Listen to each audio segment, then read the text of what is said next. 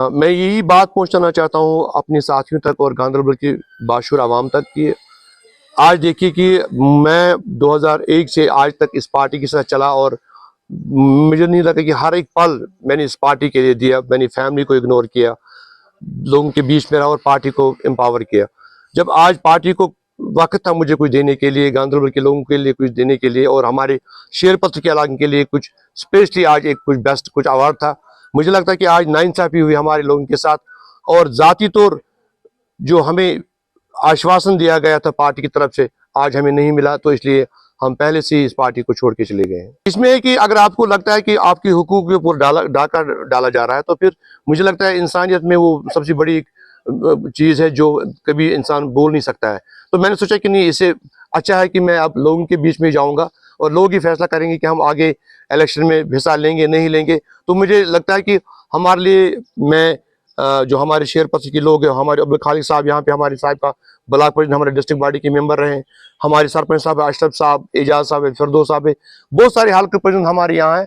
तो यही है कि हमने इनको, ये पहले नेशनल कॉन्फ्रेंस से वाबस्त थे, इनको इन सरपंचों को मैंने अपनी जाती एक मिशन के तहत पार्टी के साथ जोड़ दिया था। तो यह है कि अगर इनको भी लगा कि शायद हमारे साथ नाइंसाफी हुई है, तो जो यहाँ गांधरबल में अगर नईम अख्तर जैसा इंसान पार्टी का फैसला करेगा कौन सही है कौन खराब है, मुझे लगता है कि गांधरबल के पॉलिटिशियन के लिए 1000 बार सोचना पड़ेगा जो पीडीपी के साथ शामिल है, तो हमें क्या करना चाहिए। वही कह रहा हूँ कि अगर आज मेरे पापा की डेथ 2008 में हुई और मैं अकेला घर में था कमाने वाला, और मैंने अपनी फैमिली को, मैं आपको रियलिटी बोलता हूँ कि मैं कभी मेरे बच्चों को फीस देना था और मैंने उनको डिले किया फीस देने में, 3 महीने के बाद मैंने कभी दे दिया।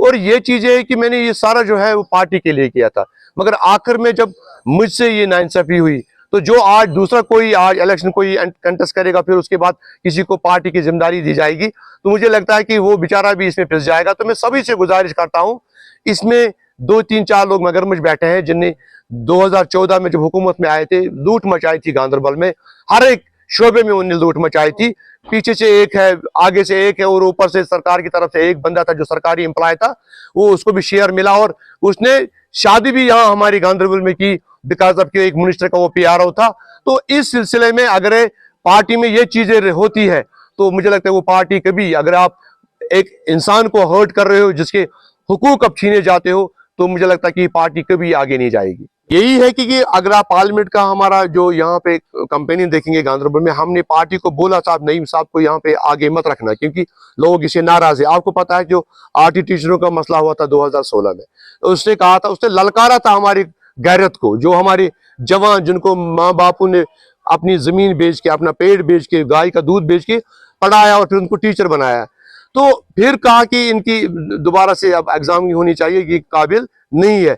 उस इंसान को हमने बोला था कि ये यहाँ गांधरबल में अब नहीं आएगा, तो उसको लास्ट टाइम पे जब वही साहब का यहाँ पे कंपेनिंग हो रहा था, उस टाइम पे हमारे एक ब्लॉक प्रेसिडेंट वाक हो रहा है, उसने उसको डांट मारी थी, आप ताजत पे आए थे, हमें क्यों नहीं बोला था। तब से वो गांधरबल में नहीं आते हैं, उसको वही अदावत रही और आज उसने महबा जी तक ये बात पहुंचाई और उसको कन्विंस किया और अपने एक चाहते इंसान को उसने मंदिर दिलवाया। यहाँ पे कह रहा हूँ कि जो मेरे साथी हैं मैं उनसे बात करूँ कि कल शाम को ये मसला पेश आया, तो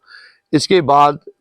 यहाँ अभी हम कुछ जो हमारे साथी हैं यहाँ पे आए थे, इसमें जवान भी हैं बुजुर्ग भी हैं, इनसे बात करेंगे इंशाअल्लाह रहमान। पॉलिटिकली अगर हमें सियासत करनी होगी तो फिर मैं इलेक्शन में हिस्सा लूंगा, तो नहीं मैं किसी पार्टी को सपोर्ट नहीं करूंगा। मैं तो मेरा कटगार के लिए कि मैं इलेक्शन में हिस्सा लूंगा, साथियों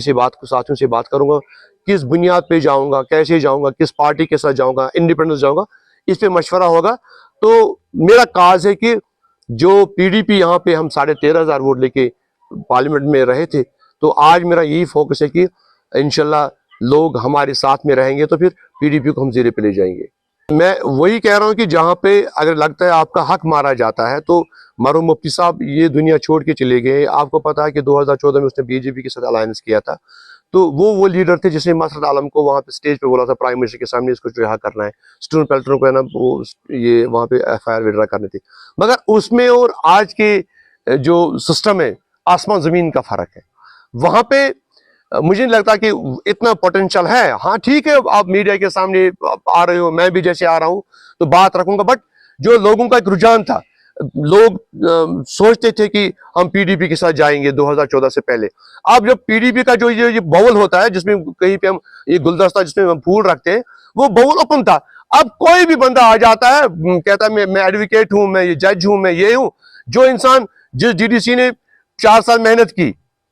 फैमिली को इग्नोर किया, आज उस डीडीसी को आप इग्नोर कर रहे हो। मुझे वो बात भी याद है कि जब महबूबा जी ने कहा था आप लोगों ने मुझे जिंदा रखा, अगर आप लोग इलेक्शन में हिस्सा नहीं लेते, आप नहीं जीत के आ जाते, तो या तो यहाँ पे एलजी सरकार कहती थी कि हमारे जो यूरोपीय डेलीगेशन यहाँ पे आई थी, उनको यहाँ के